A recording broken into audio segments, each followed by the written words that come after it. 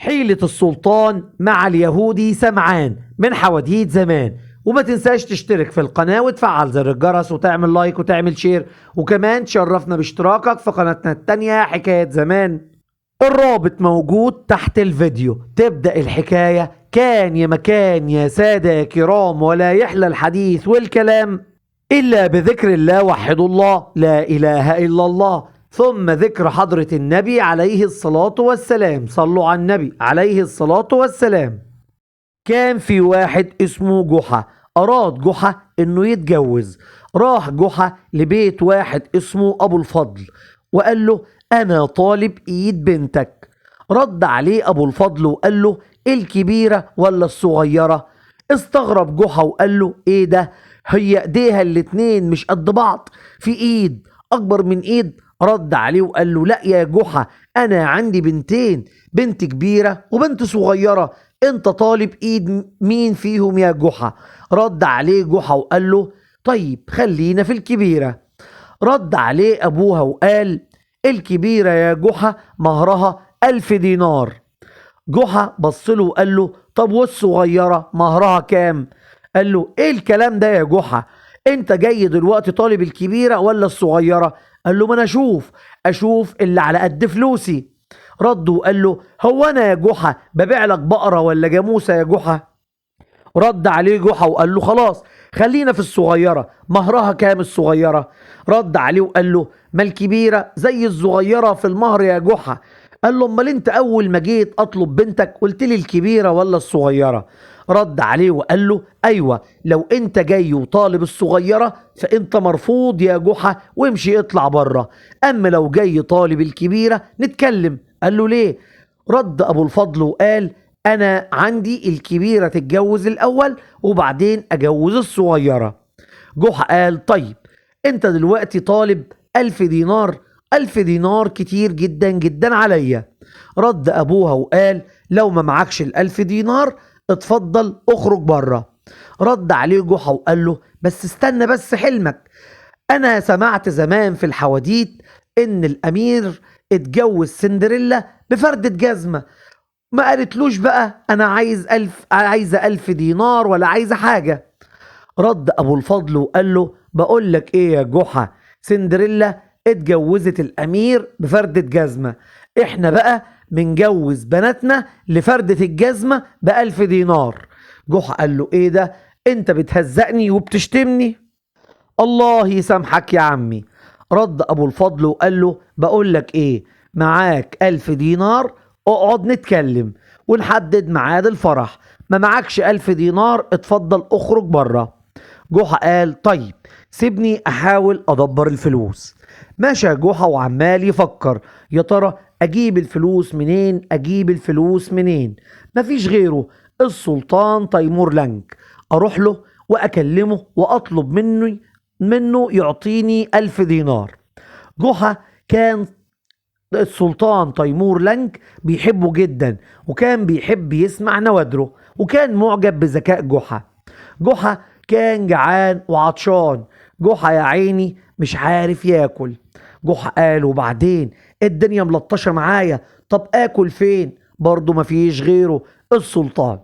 راح جحا عند السلطان وقال لقائد الحرس، قال له: استأذن لي من السلطان تيمور لنك.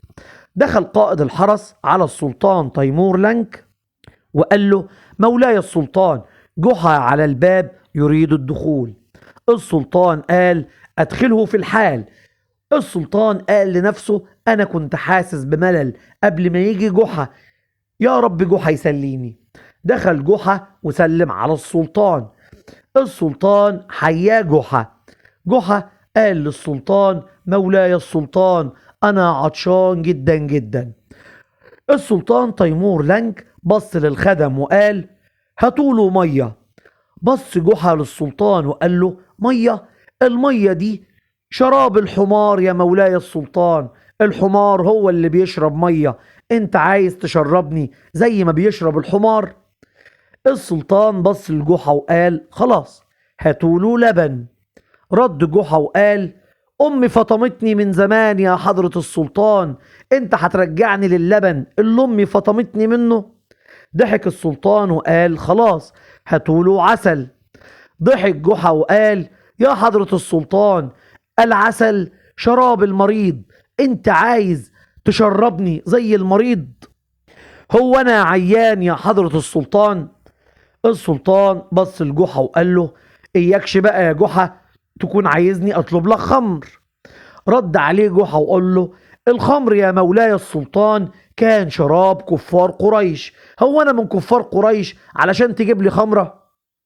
رد السلطان تيمور لنك وقال له حيرتني يا جحا، طب انت عايز تشرب ايه؟ رد عليه جحا وقال له اشرب شوربة يا حضرة السلطان. ضحك السلطان وقال له هو في حد يقول له تشرب ايه يقول له اشرب شوربة؟ قال له انا بحب الشوربة جدا جدا يا حضرة السلطان.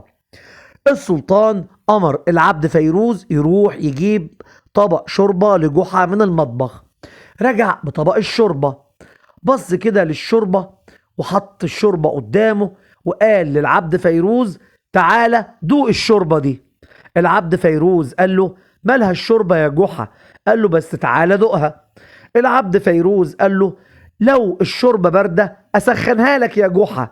رد جحا وقال له تعالى دوق الشوربة يا عبد فيروز. العبد فيروز قال له الشوربة لو ناقصة ملح أو فلفل أروح أجيب لك. رد عليه جحا وقال له طيب تعالى دوق الشوربة يا عبد فيروز. العبد فيروز راح علشان يدوق الشوربة. راح العبد فيروز علشان يدوق الشوربة، قال له فين المعلقة يا جحا؟ رد عليه جحا وقال له ايوه فين المعلقة؟ شفت بقى؟ يلا روح هات معلقة. وبعدين انت جايب لي شوربة ناقصة. قال له ناقصة ايه يا جحا؟ قال له ناقصة لحمة، اي شوربة في الدنيا بيبقى فيها لحمة، فين اللحمة؟ السلطان قعد يضحك. العبد فيروز اخد طبق الشوربة وجاب معلقة وجاب قطعة لحمة لجحا. جحا شرب الشوربة واكل اللحمة. جحا كان جعان. بعد ما اكل الشوربة واللحمة قال اللحمة دي تقيلة على قلبي، دي لحمة ايه؟ رد عليه وقال له دي لحمة بقرة يا جحا. جحا قال انا ماليش في اللحوم، ما تشوف لي شوربة فراخ احسن ويكون معاها ورك فرخة كده. قال له حاضر يا جحا. راح العبد فيروز وجاب لجحا طبق شوربة تاني ومعاه ورك فرخة. اكل جحا ورك الفرخة وشرب الشوربة. وبعدين بص للسلطان وقال له مولاي السلطان انا اكلت حتة من لحم البقرة وحتة من لحم الفرخة والاتنين دلوقتي بيتعاركوا مع بعض في بطني، انا عايز حد يسلك بينهم يا مولاي السلطان، شوف لي بقى شوربة خروف وحتة كده من فخدة الخروف. ضحك السلطان تيمور لنك وامر لجحا بطبق شوربة ومعاه فخدة خروف. جحا قعد ياكل ويشرب والحمد لله جحا اكل وشرب وحمد الله سبحانه وتعالى. السلطان تيمور لنك قال له انت جاي ليه يا جحا؟ رد عليه جحا وقال مولاي السلطان انا جاي طالب منك 1000 دينار علشان عايز اتجوز. رد عليه السلطان وقال له 1000 دينار كتير يا جحا، قللهم شوية. رد جحا وقال خلاص خليهم 99 دينار يا مولاي. رد عليه السلطان وقال له مولاي السلطان أعزك الله آمين، أنا يا مولاي السلطان لما جيت طلبت الفلوس طلبت على قدرك أنت، علشان كده طلبت غالي 1000 دينار، ولما جيت أخصم خصمت على قدري أنا جحا المسكين، خصمت على قدري دينار واحد. ضحك السلطان وقال له طيب يا جحا أنا هسألك سؤال، لو أنت جاوبته هأمر لك في الحال تاخد 1000 دينار. قال له قول يا مولاي السلطان. السلطان تيمور لنك بص لجحا وقال له قل لي يا جحا ما الفرق بين الذبابة الذكر والأنثى؟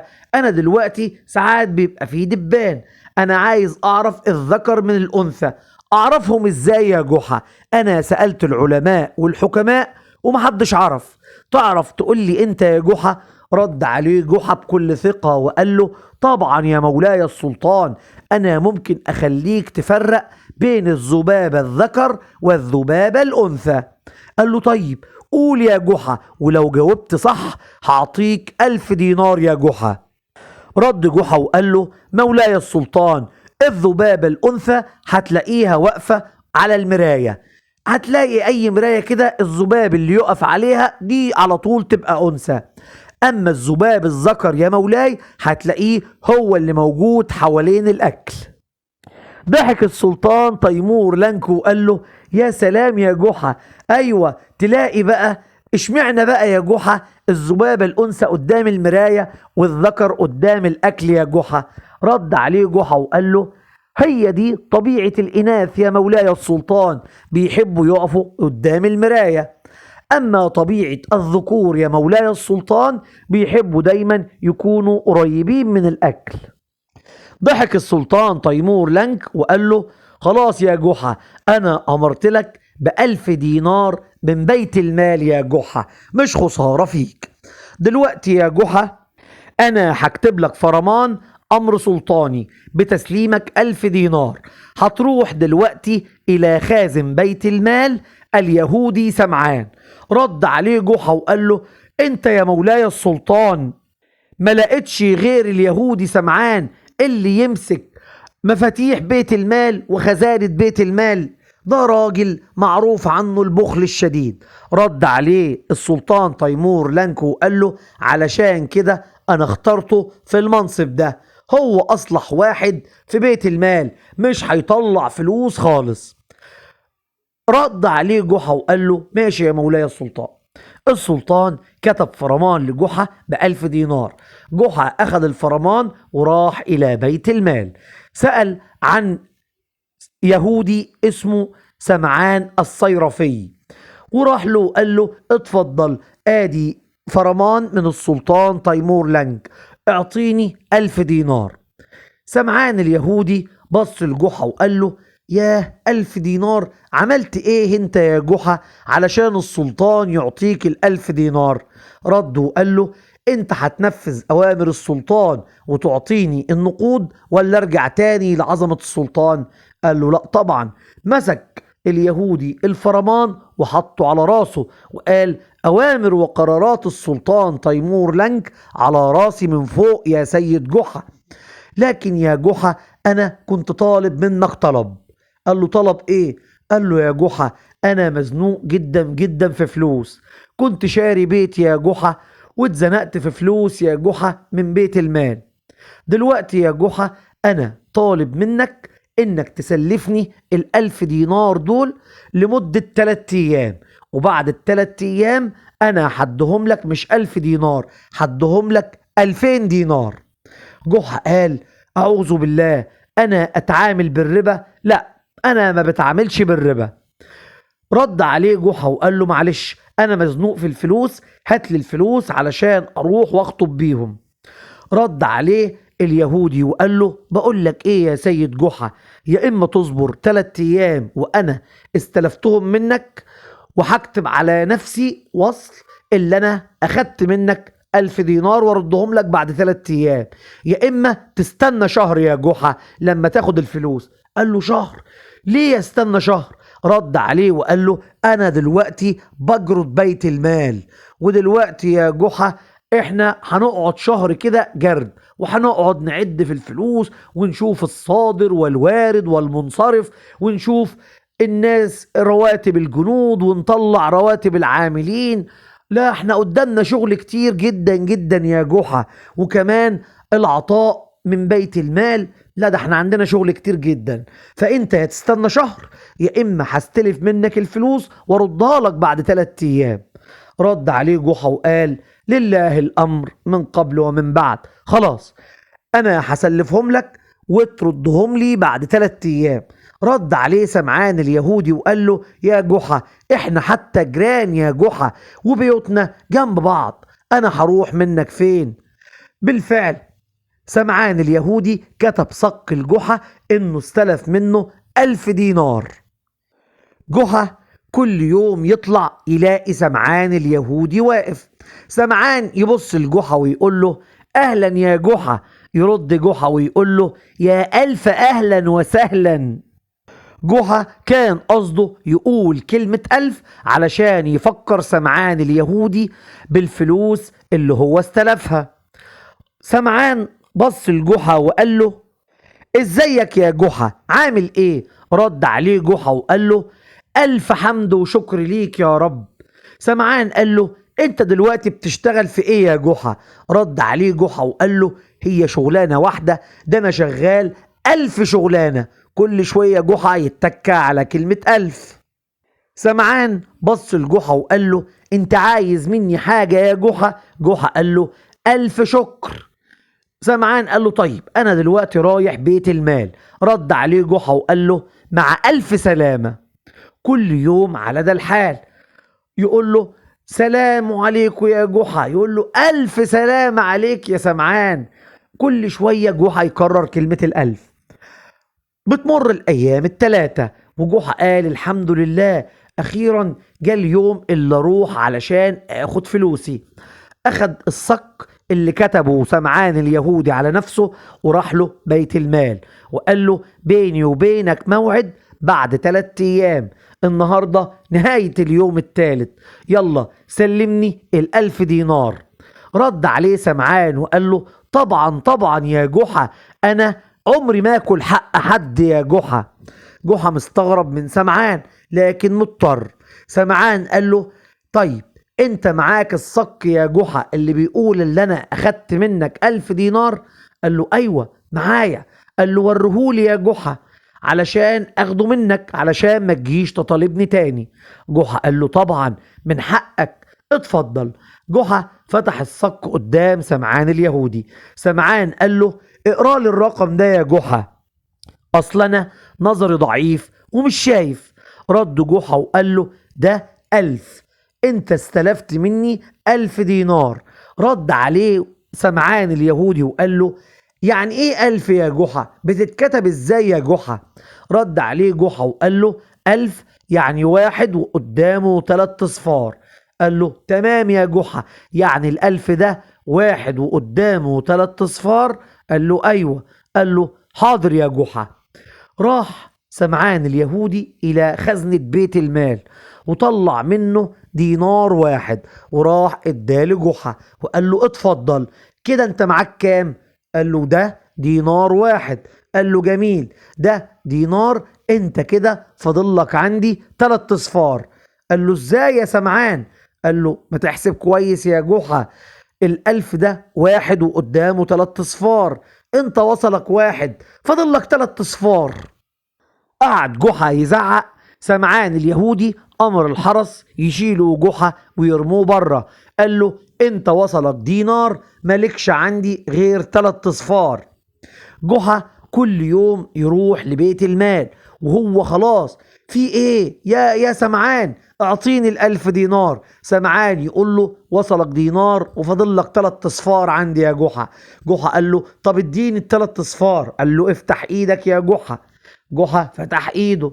سمعان بدأ يحط ايده على الفاضي ويقول: ادي صفر، خد في ايدك صفر كمان، خد في ايدك صفر كمان، كده حقك وصلك بالتمام والكمال. سمعان اليهودي لما كان امر الحراس يشيلوا جحا كان معاه الصك. اخذ الصك ومزقه وقطعه، كده اصبح جحا ما عندوش اثبات ان سمعان اليهودي اخذ الفلوس. راح جحا الى السلطان تيمور لنك علشان يشتكي سمعان اليهودي. رد عليه تيمور لنك وقال له: سمعان ده راجل مكار، محدش يقدر يضحك عليه يا جحا، علشان كده انا عينته في بيت المال. بقول لك ايه، انسى الموضوع ده يا جحا، هو ضحك عليك واحتال عليك وانا ماليش دعوة. رد عليه وقال له: مولاي السلطان، المفروض اللي انت تجيب لي حقي من سمعان، يعني ايه يديني دينار وبعدين يقول لي 3 اصفار؟ هو ده يا مولاي اللي انت وعدتني بيه؟ انت وعدتني ب1000 دينار وانا ما خدتهمش. رد السلطان وقال له: لا، انا كتبت لك صك بالمبلغ وانت يا جحا اللي سمعان احتال عليك. رد عليه جحا وقال له: مولاي السلطان، انا يا مولاي السلطان عايزك ترجع لي حقي من سمعان، عايز سمعان يرجع لي ال1000 دينار. رد تيمور لنكو وقال له: على فكرة أنا دلوقتي لو أرسلت الحرس والجنود وجابوا لي سمعان اليهودي الصيرفي، أول ما هيقف قدامي هينكر اللي هو أخد منك حاجة، وممكن يقسم بكل المقدسات يا جحا إنه ما أخد منك حاجة، وساعتها أنت ما معكش دليل. قال له طب وبعدين يا مولاي السلطان هنعمل ايه؟ رد السلطان وقال له طيب انا عندي فكرة يا جحا، انا عايزك كل يوم تروح الى بيت المال وتقف قدام بيت المال، ما تعملش حاجة، روح وقف كده يا جحا قدام بيت المال في شجرة، روح واقعد لكل يوم تحت الشجرة. خلاص يا جحا؟ قال له ماشي. قال له وبعدين يا جحا انا لو ادالك فلوسك في ال3 ايام خلاص تعالى وقول لي وعرفني، لو ما ادالكش الفلوس في اليوم الرابع يا جحا انا هاجي الى بيت المال بموكب كبير جدا جدا، اول يا جحا ما تشوفني ما تقومش تقف، خليك قاعد تحت الشجرة زي ما انت. قال له ازاي يا مولاي السلطان؟ انا ازاي ما اقدرش اقوم؟ ده الحرس يطيروا رقبتي. رد وقال له زي ما بقول لك اعمل يا جحا، انا هفهم الحرس، افضل قاعد كده وبعدين انا هنزل من على فرسي ليك. قال له مولاي السلطان هتنزل من على فرسك ازاي يا مولاي؟ قال له زي ما بقول لك كده يا جحا، هيكون سمعان اليهودي الصيرفي واقف في الشباك بتاع بيت المال علشان يشوف موكب السلطان، ولما يشوف كده ساعتها يا جحا هيخاف منك، وانا هفضل اكلمك وانت رد عليا وانت غير مهتم بيا كده يا جحا، خلاص علشان حقك يرجع، وبعدين هسيبك وامشي. قال له حاضر يا مولاي السلطان. السلطان عرف جحا هو هيقول ايه ويرد عليه بايه. في اليوم الموعود راح جحا الى بيت المال، فضل قاعد بره قدام الشجرة، طلع سمعان اليهودي الصيرفي بص لقى جحا قاعد قدام الشجرة، قعد يضحك سمعان وقال خليك قاعد كده يا جحا زي الشحاتين والمتسولين ومحدش هيسأل فيك. فضل جحا قاعد طول النهار. تاني يوم جحا راح تاني عند الشجرة، اليهودي بدأ يتخنق، وبعدين بقى في اللي اسمه جحا ده رزل، ايه ده؟ هو ما بيزهقش، المفروض يمشي. تالت يوم جه جحا قعد برضه، قال سمعان في نفسه خليه قاعد، والله لو قعد من هنا 100 سنة ما هو واخد مني ان شاء الله درهم حتى. اليوم الرابع الحرس لقوا طلعوا يجروا قعدوا يقولوا مولانا السلطان، مولانا السلطان تيمور لنج جاي من بعيد بالموكب، ومعاه الحراس والعبيد والمماليك وكبار رجال الدولة والوزراء والأمراء. الدنيا اتقلبت في بيت المال. جه السلطان تيمور لنج ماشي في موكب كبير، وجحا كان قاعد تحت الشجرة اللي قدام بيت المال. اليهودي سمعان الصيرفي طلع من الشباك وبص لقى السلطان تيمور لنج. كل الناس أول ما بتشوف السلطان بتطلع تجري، وبيجري قدامه العبيد والمماليك بيوسعوا الناس وبيضربوهم وبيطردوهم علشان يوسعوا السكة للسلطان تيمور لنج. وصل السلطان تيمور لنج إلى باب بيت المال، بص كده لقى جحا، وجحا قاعد ما قامش ولا اي حاجة خالص. الحرس راحوا بيبصوا لقوا جحا، سلموا على جحا اهلا يا سيد جحا. جحا ما ردش عليهم السلام وما عبرهمش. رجعوا تاني الى السلطان. السلطان كان راكب على حصان، بص السلطان لقى جحا، نزل السلطان من على حصانه لجحا وقال له ازيك يا صديقي العزيز؟ مين؟ جحا. بص له جحا وقال له اهلا وسهلا يا تيمور لنك، كده من غير سلطان ومن غير حاجة. طبعا السلطان هو اللي كان متفق مع جحا على كده، وكان اليهودي سمعان عمال بيسمع ومستغرب ايه ده، جحا قاعد وما بيقومش وبيقول له السلطان ازيك يا تيمور لنك كده. تيمور لنك قال له بقالي كتير ما شفتكش يا صديقي العزيز. ايه يا جحا، هو انا ما وحشتكش يا جحا؟ مش تيجي عندي القصر؟ رد عليه جحا وقال له ان شاء الله هبقى اجيلك.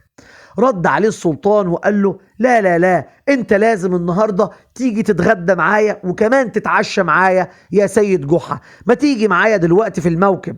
رد عليه جحا وقال له لا، انا قاعد هنا النهاردة وإن شاء الله بالليل هجيلك. قال له طيب أنا مستنيك، ماشي، اوعى تتأخر عليا. وبعدين هو أنا زعلتك في حاجة؟ أنت عمرك طلبت مني طلب وأنا اتأخرت عليك يا جحا؟ رد جحا وقال له لأ والله، أي طلب بطلبه منك ما بتتأخرش عليا. قال له طيب يا جحا، شوف انت يا جحا ايه اللي مزعلك مني وبتخليك ما بتجيليش عندي القصر؟ رد عليه وقال له والله في شوية هموم ومشاغل كده، بالليل ان شاء الله هبقى اجيلك القصر وابقى احكي لك واقول لك على كل حاجة. السلطان دخل إلى بيت المال وقعد يفتش على بيت المال، واليهودي سمعان وقف قدام السلطان وهو بيترعش.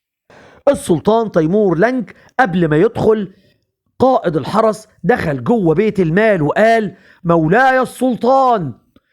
أول ما سمع سمعان كلمة مولاي السلطان قال أعزه الله وهو بيترعش. دخل السلطان وقعد يراجع الدفاتر ويشوف ديوان العطاء وديوان بيت المال وديوان الجنود، ويشوف رواتب الموظفين، ويشوف بيت المال الانفاق بتاعه، المصروفات والواردات، وقعد يراجع ورا سمعان. وسمعان كان خايف من السلطان، سمعان كان صيرفي شاطر. السلطان ملقاش حاجة على سمعان، أخد بعضه ومشى. سمعان بعد السلطان تيمور لنك ما مشى وهو طالع السلطان راح سلم تاني على جحا وقال له أنا مستنيك النهاردة ومش هنام إلا لما تجيلي. رد عليه جحا وقال له إن شاء الله هجيلك النهاردة.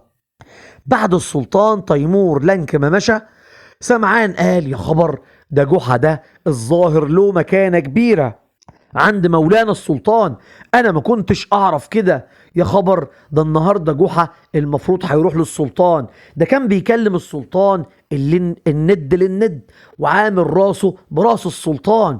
يا خبر، ده جحا ده لو راح للسلطان وحكاله على المقلب اللي انا عملته فيه مش بعيد السلطان تيمور لنك يطير رقبتي ويدي الجحا مش 1000 دينار، يديله 10,000 دينار او 100,000 دينار كمان.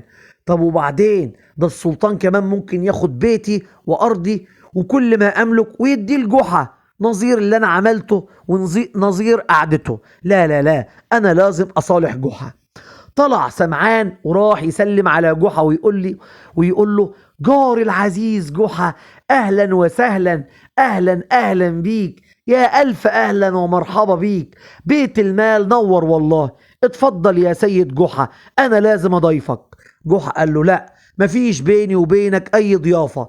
قعد يقسم عليه وقال له اقسمت عليك يا سيد جحا انك لازم تيجي تنور بيت المال وتيجي تشرفني، ده احنا بنتشرف بيك. اوعى تكون زعلان مني يا جحا على الهزار اللي انا كنت بهزره معاك، ده انا كنت بهزر لما قلت لك خد 1000 دينار، قلت لك 1001 وجنبه 3 اصفار، ده انا كنت بضحك معاك يا جحا. تعال. جاب جحا ودخله إلى بيت المال، وأول ما دخله جاب فخارة فيها لبن لجحا وقال له اتفضل يا جحا اشرب اللبن ده، زمانك عطشان من قعادك طول النهار تحت الشجرة. جحا استغرب، جحا كان عطشان فعلا، أخد اللبن وقعد يشرب. وبعدين بص كده لليهودي وقال له ايه يا سمعان، انا اعرف ان اليهود بخلة، انت هان عليك شوية اللبن دول تدهم لي يا جحا؟ رد عليه وقال له اصل انت ما تعرفش يا جحا، اصل اللبن ده دخل فيه نمل ياما يا جحا وقعد يلم حشرات، بصراحة انا قرفت منه ومفيش حد من بيت المال رضي يشربه، فانا شلت الحاجات اللي كانت عليه واديتهولك يا جحا. قال له نمل؟ الله يخرب بيتك، انت عملت ايه؟ ومسك الفخارة رماها على الارض كسرها. قال له ايه ده، انت كسرت الفخارة اللي انا بشرب فيها الكلب اللي بيحرس بيت المال؟ ازاي تعمل كده يا جحا؟ جحا قال له كده، طيب انا هوريك. قال له لا لا لا يا جحا، ده انا بهزر معاك يا جحا، مفيش الكلام ده يا جحا، ده اللبن ده اصلا بتاع بيت المال، يا ريت بقى تديني تمن اللبن واخصمه من 1000 دينار. قال له خلاص اخصمه من 1000 دينار. قال له كمان الفخارة اللي انت كسرتها دي بتاعت بيت المال والسلطان هيحاسبني عليها، لازم تحاسبني عليها. قال له خلاص هحاسبك عليها، المهم تديني الفلوس. قال له حاضر يا جحا. طلع اليهودي سمعان ال1000 دينار واداهم لجحا، وخصم تمن اللبن وخصم كمان تمن الفخارة اللي اتكسرت. جحا أخذ الفلوس وراح إلى السلطان تيمور لنك وقال له: الحمد لله يا مولاي السلطان، أنا أخدت الفلوس بتاعتي الحمد لله بفضل الحيلة الذكية اللي انت قلت لي عليها، لكن اتخصم منها 10 دنانير. قال له: 10 دنانير ليه يا جحا؟ قال له: تمن اللبن وتمن الفخارة، اصل عمل فيا مقلب وقال لي ان الفخارة عليها نمل وانا كسرت الفخارة، وبعدين طلب مني تعويض على اللبن وتمن الفخارة وكمان تعويض عشان انا لما كسرت الفخارة كده خضيته وزعقت له، فهو خد دينار للبن ودينار للفخارة وخد لنفسه ال8 دنانير ترضية له.